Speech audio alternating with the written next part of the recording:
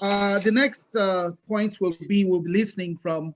We'll get Ta Nformi Ndi Manjong, who will be speaking to us about how he will handle the conflict in unity of the clans. That's another very, sensitive part or aspect of the Wimbum clan systems, which we will like to know. Ta Nformi Ndi Manjong, over to you. Yeah, thank you very much. Yeah, I would have preferred to be doing this from my laptop, but unfortunately, the laptop waited until I tuned in, and No it's been struggling to update itself, and it's doing it like forever. So I will make do with my cell phone. So if reception doesn't look that great, pardon me for that. It's not of my doing. Yeah, I thank the organizers very much for this opportunity. You have listened to my co-speaker, who stressed some of our history, suggesting that we are actually one clan, and we just happen to be sub-clans of one clan. Whatever the case, we seem to be dealing with the fact that we are three sub-clans of the same clan. That notwithstanding, humans as we are, we find ourselves as the same people, having to deal with our unity through history, and having to deal with conflict resulting maybe from our human reality. I want us to kind of like look at this presentation in terms of what do we find as the conflict? What do we find as the conflict in what we understand as our unity as Wimbum people? I want us to look at the geography of the location of the principal foundoms of our clans or our sub-clans. And this will be Ndu for Wia, Tala for Witang, and Mbot for Wiwar. If we look at it from the point of view of the ring road, so driving from Bamenda, passing through Ndu, then Tala, then Mbot, there is some seeming conflict in unity. Maybe the distancing will say that there is kind of a conflict here, and we don't know if that is conflict between the Wia and the Wiwar, mediated by the Witang, who will be Tala in the middle. That will seem to suggest that. But still pursuing geography, if we move down to the plain of Mbare, I think my co-speaker will attest to that. There is a small plain called Mbare. The people of Tala will refer to it as Mbare because from the vantage point, they kind of seem to look down to the plain. And then the Wiya, say on the Mba side or the Jit side, will talk of it as Njire because they just have to cross over. And then the Mbot will equally talk of it as Njire because they equally just have to cross over to that small plain that exists there. If you go to that plain, you will discover that the farm patterns there are such that you will find a Tala farm at a point, a Wia farm at a point, and a Mbot farm at a point, kind of just fitting into each other as some kind of a jigsaw puzzle.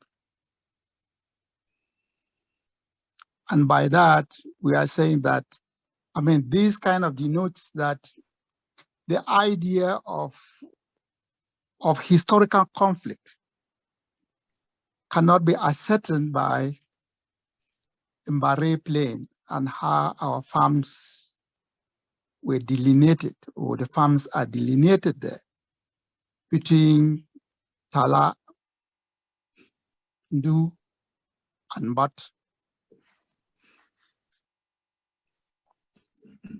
Then let's look at the locations of our fondoms in general, whatever we know of them today, whether they are fondoms belonging to which clan. If we look at them, they seem to present some kind of a scatter plot of their existence. And if you look at that, maybe that scatter plot may suggest conflict. And the same scatter plot may suggest unity. Conflict in the sense that, not denying it, we have already observed in the migratory history that people take off for one reason or the other, leave others behind and move on. And then others maybe move at a later time.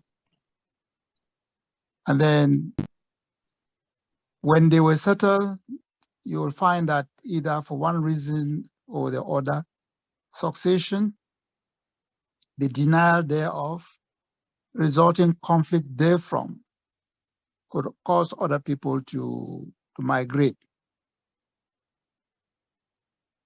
And then when they migrate, they created this scatter plot of our fondoms.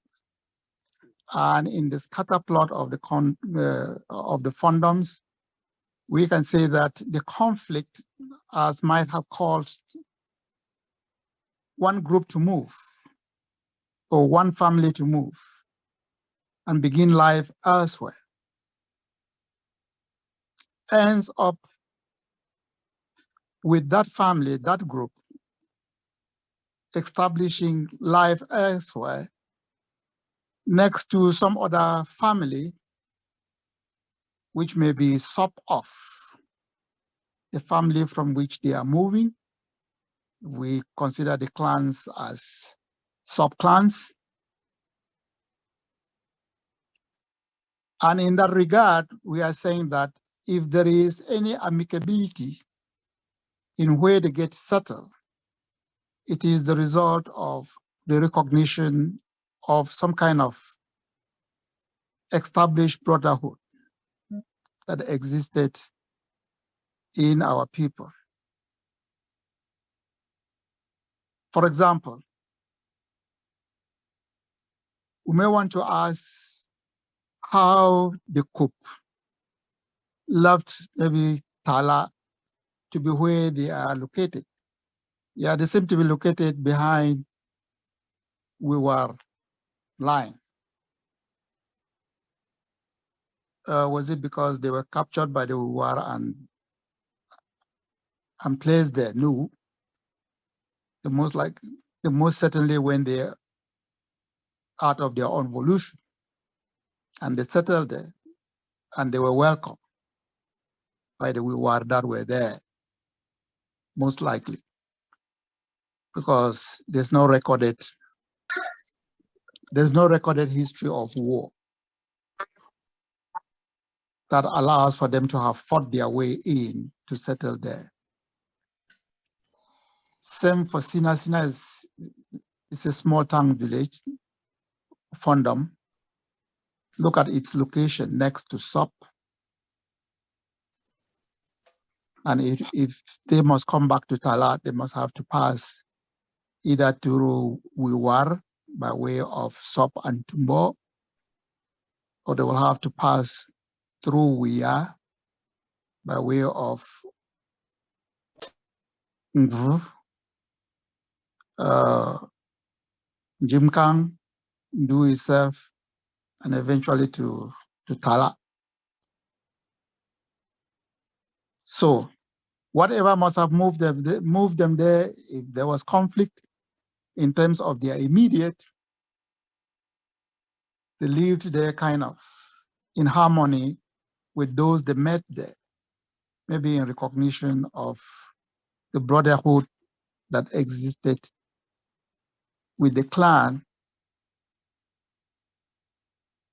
which we now are talking of the sub-clans there too, that by our own estimation today are clans in themselves.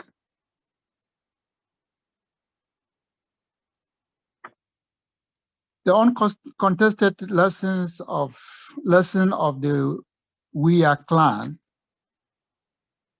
which in itself can be considered a confederation or a federation.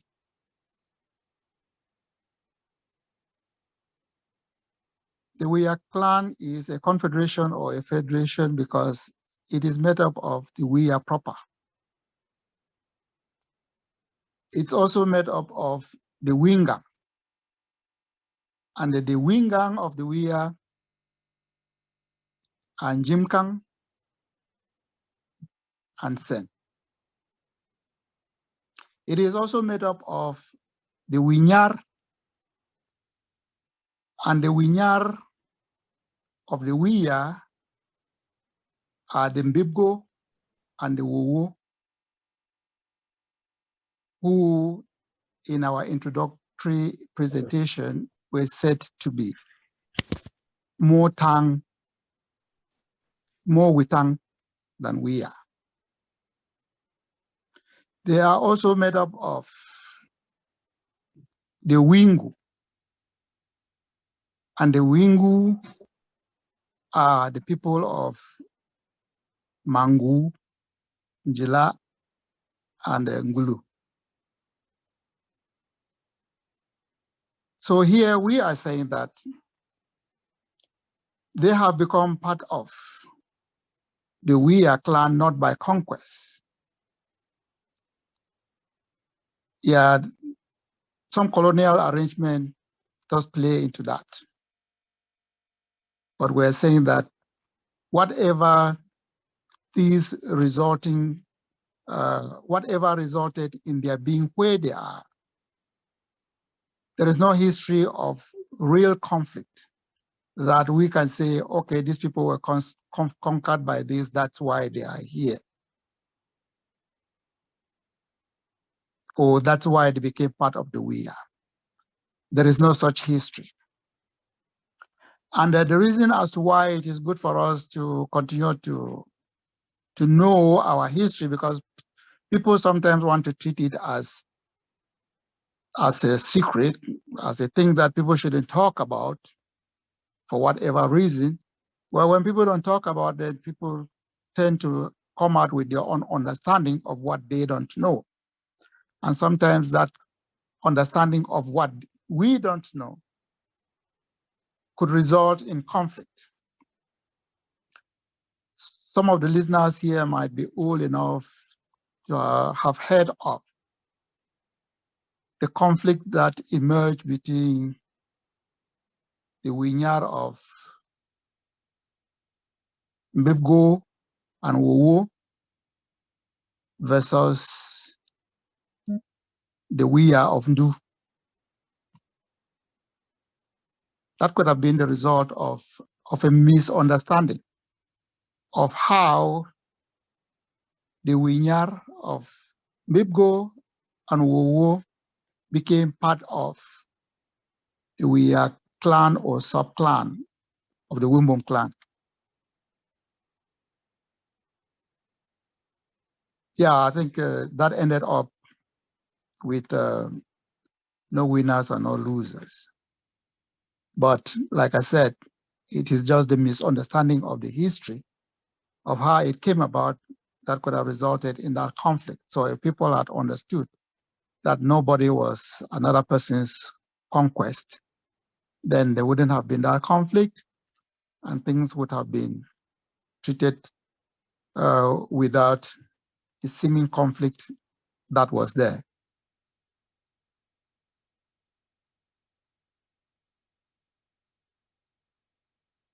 Then, just to illustrate another point,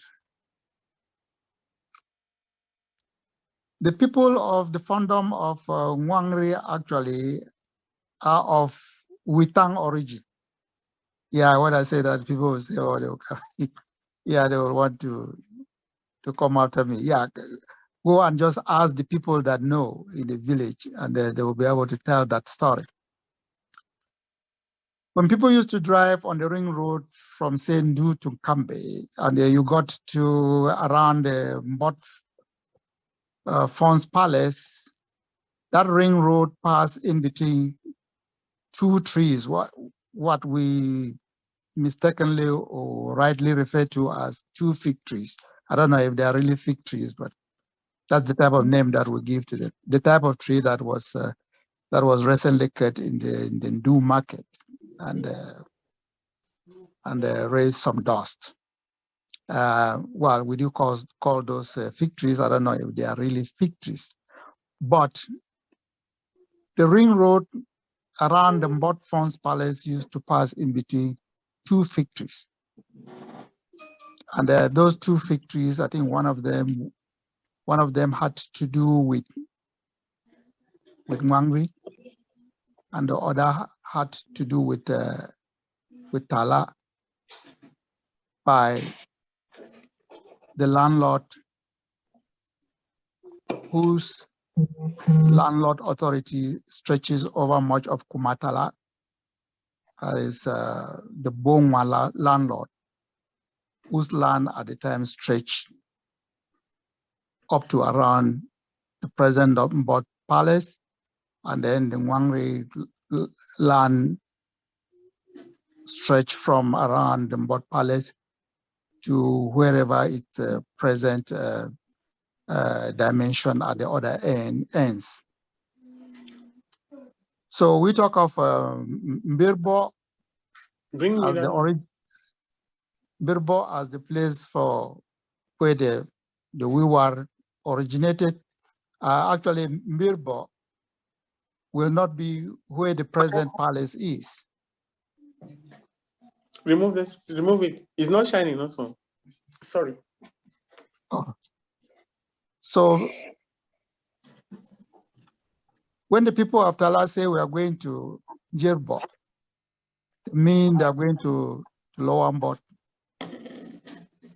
And I think similarly, when the people of Binkas say they are going to Jirbo or something, they equally mean they are going to Lower Mbot. So Mbirbo would have been somewhere around Lower Mbot. So that palace had to be moved. And when it was moving, the proper location was like where it is now. And of course, they had to negotiate to have the land there from Tala. And then it is in the presenting of that delineation harmoniously, not by conflict, not by conquest, that resulted in those two fig trees in between which the ring road used to pass. And if you want further evidence, you will find that the Tabakan land stretches up the hill, up to behind the school, the school that is in Bot, behind the old council building. So that in itself is indicative that, yeah, that area there was amicably handed to the Wiwar or to the Mbot for the construction of their palace. And then because of that, when the Mbot people found that they settled there and found that it was welcoming to them and it was good for the placement of their palace, they thought like paying gratitude to the landlords from whom they had inherited the land.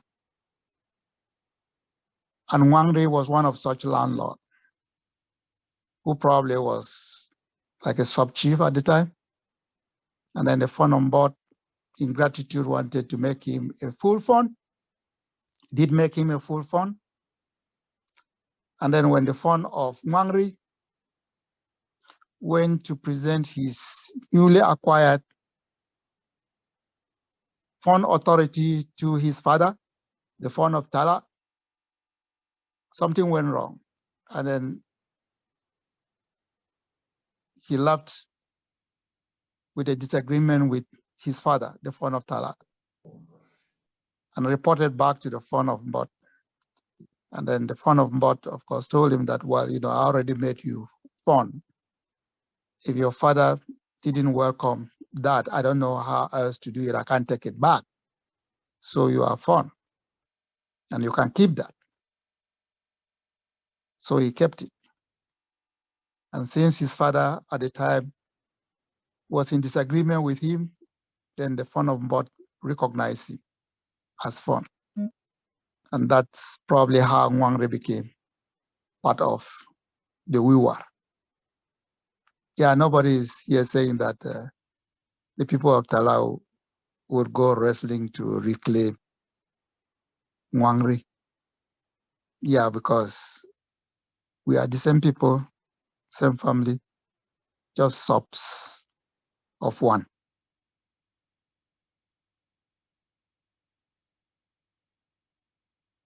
Then we come to the German indirect rule and how it affected our sub-clans.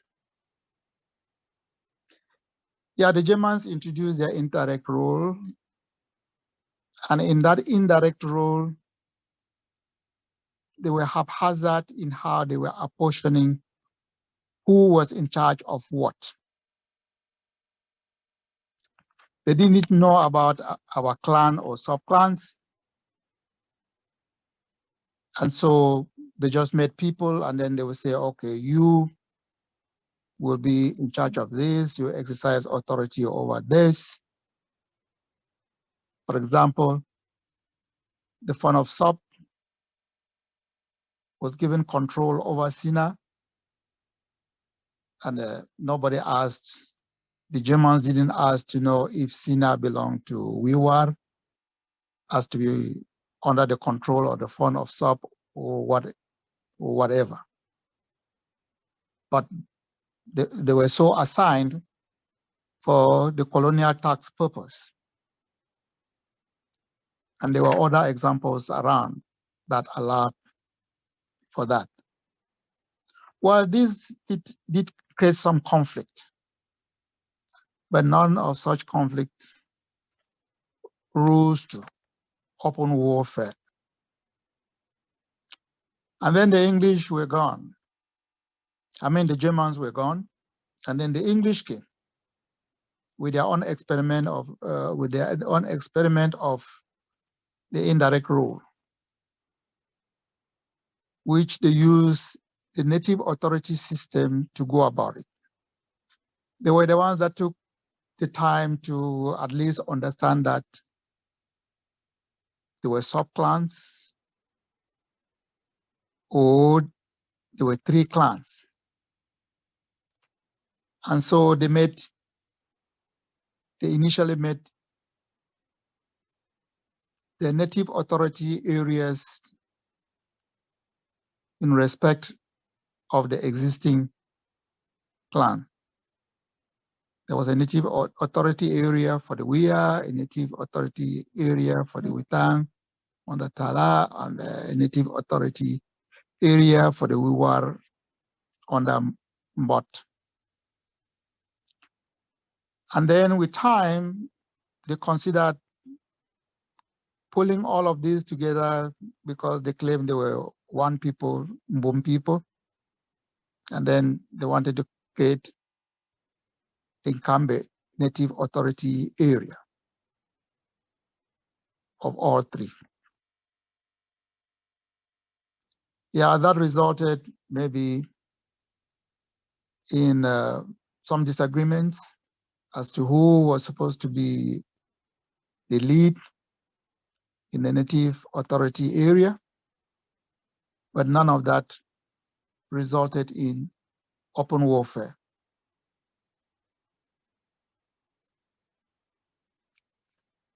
Then came the post-colonial period,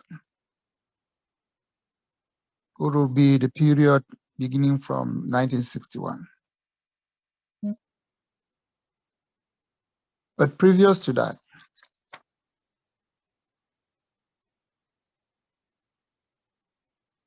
there was the introduction of modern politics or party politics. The KNDP had some little inroads into Wimbum land. And when they came, it was most welcomed by the Wiwa. But the KNC, which was Endele's party, was most welcomed by the Wia and the Witang.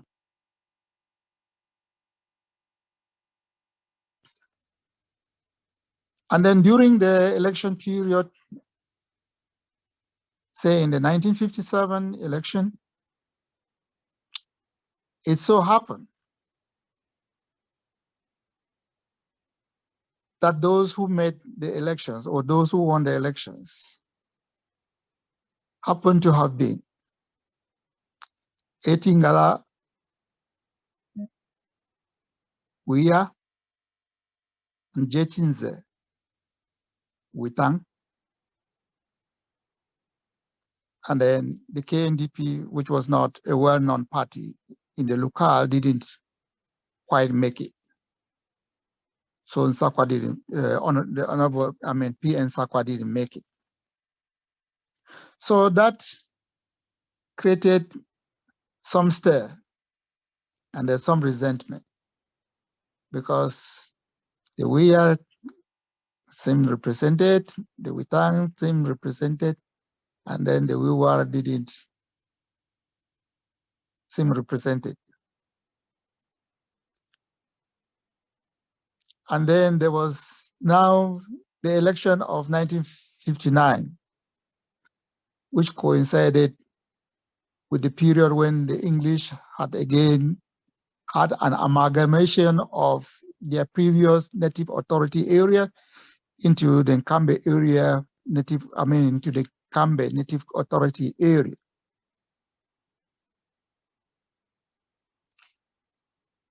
During those elections, the KNC candidates, instead of working together, worked kind of independently. And then the KNDP, of course, continued to work together and was represented by PN Sakwa. So in 1959, the KNDP made it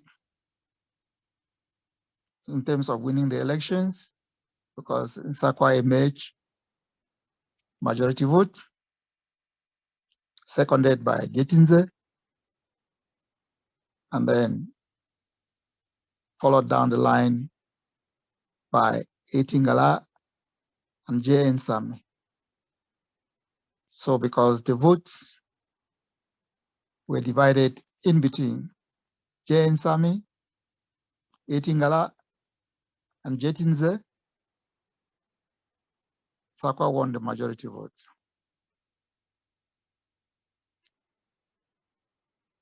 And so the KNC had to go back to the drawing board to re-strategize after some petitions left and right. some of which were acrimonious, but they didn't result in warfare. In re-strategizing, there was the plebiscite election of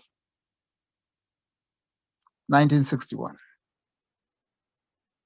And in the plebiscite elections of 1961, the CPNC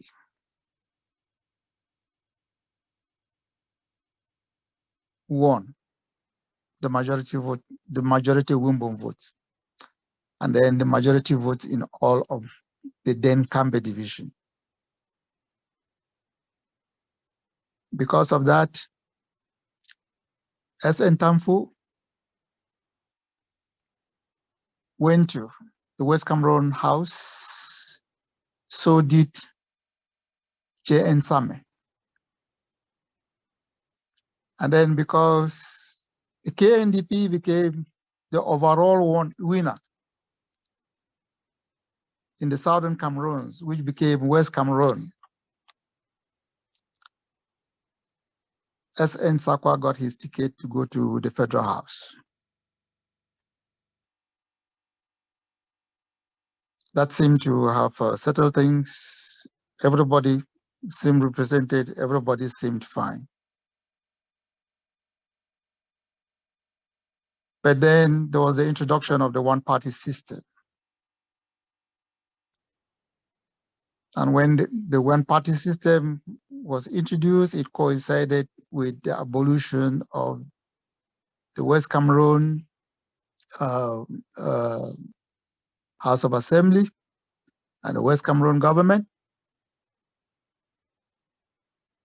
So S.N. Tamfu and J.N. Same, who had had some executive assignments in Boya, had to go home, but Nsakwa remained in Yaoundé. And in remaining in Yaoundé, he did emerge as the uncontested power broker for the Mbom people,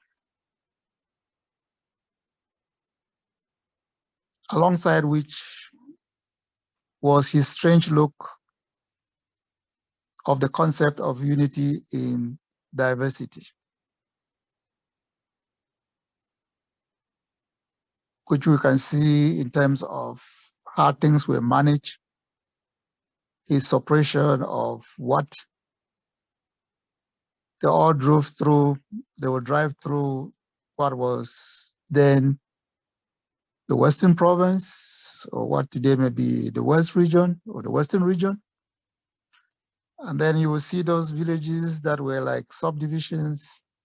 But when we came back home, the vast expanse from Jifo to Nkambe remained one subdivision. And I think it had to do much more with how Sakwa saw it, or the Honorable Sakwa saw it. And then those who at the time were trying to come up with the organization of even something as basic as the Wimbum Students Union would acclaim, I think, people like Ta Nformi, who may now be in Kondongi. If you ask him, he was instrumental in trying to bring about that. He will relay how he had that run into conflict with Sakwa's view of how we should operate as a people within the political reality at the time. So he was not very welcoming to that idea, however explained.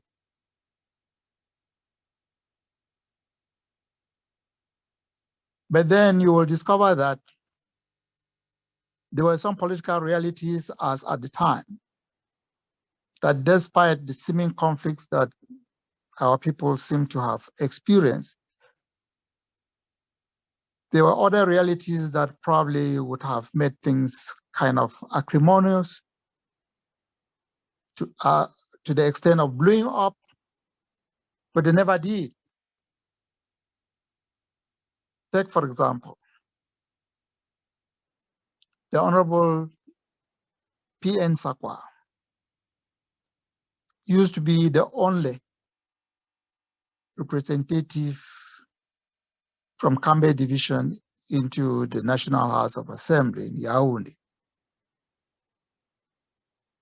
Kambe Division, which later became Donga Mantung Division. And he happened to be Wiwa.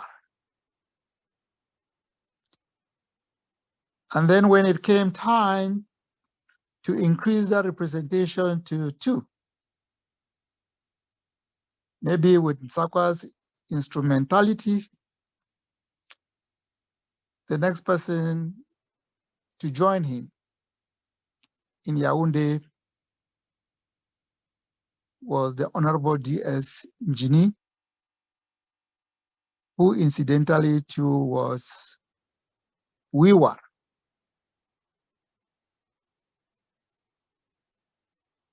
So 2 Wiwa in Yaoundé, National Assembly for all Donga Mantu. And then they were later joined by the appointment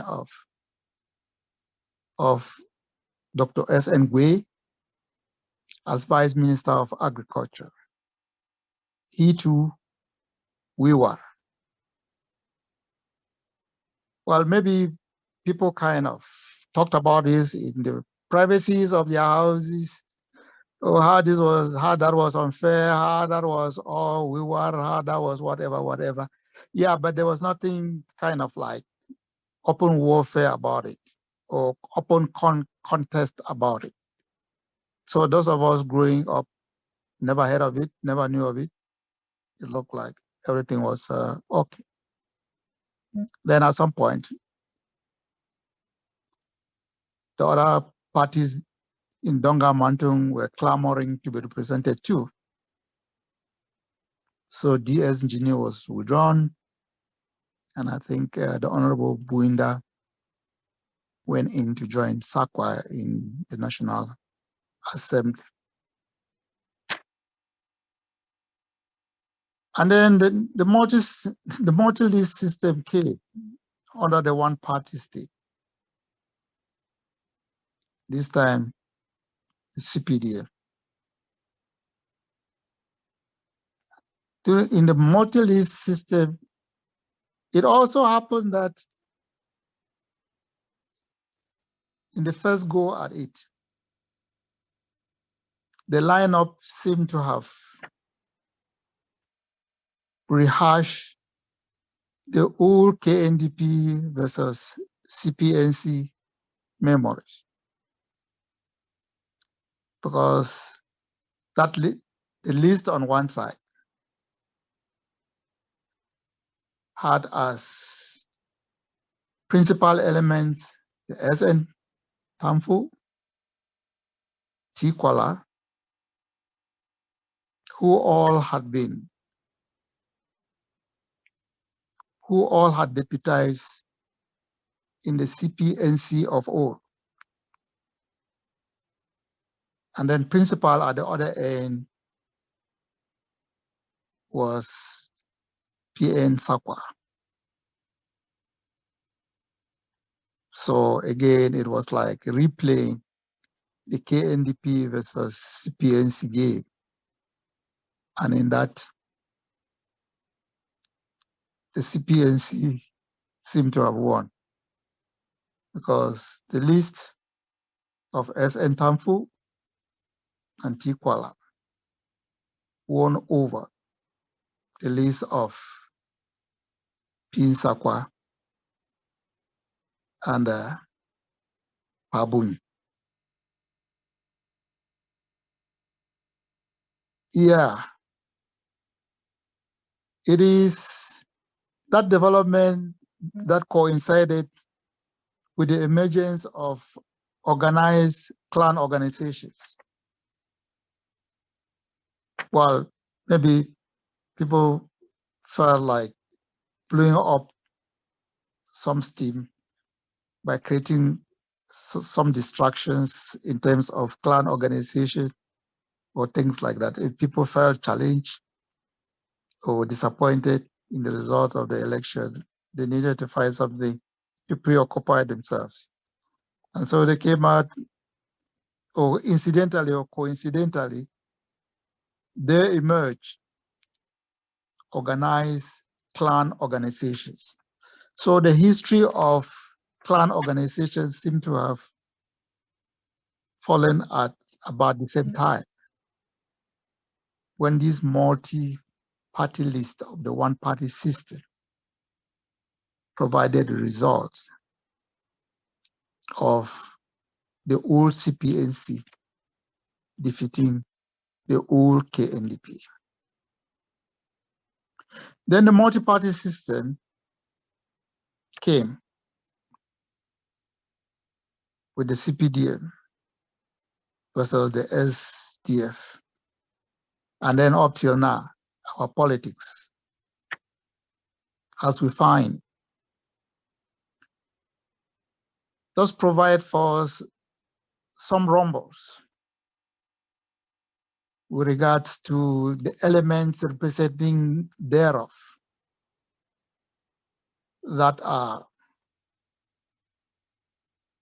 possibly of one clan and not the other, and how we deal with it.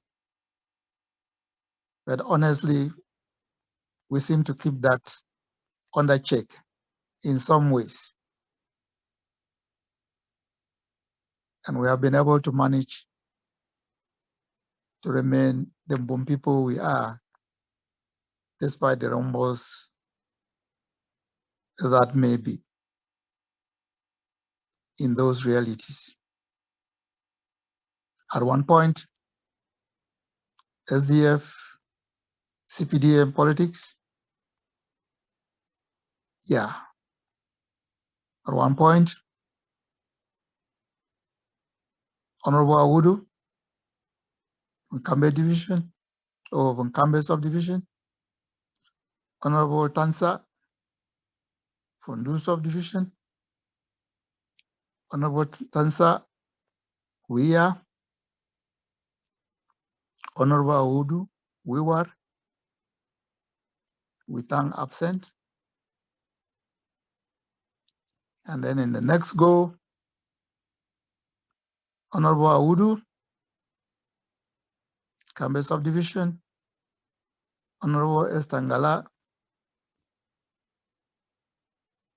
Ndu Subdivision, Honorable Estangala, we are married to Witang. Maybe that solves the we are Witang problem. And Honorable Awudu, we were, whatever the difference is there, seemed manageable. And then presently, yeah, we can't say whether it is multi-party or one party or is which. Yeah, but we do have a political dispensation that allows for all CPDF, Honorable Jirangala of Witang origin, Honorable Naomi Ngando of Wia origin, married to Bibgo, which could be Witang in some measures. That seems to have everybody represented in some ways, it appears.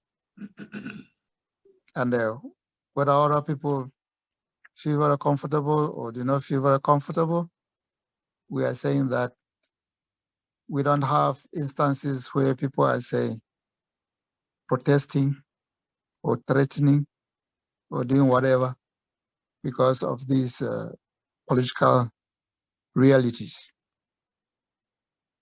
So in a sense, our history seems to show that, yeah, whatever the salient conflict that may be, we have been able to manage it, to pull together, to remain together as Wimbum people. So there's much to learn there, and there's much we can use from there to move forward. And maybe we will see that when you next give me the opportunity to present the other part of my presentation for today. And Thank then you. during time of questions, we can take some of your questions and enlighten things better. Thank you very much.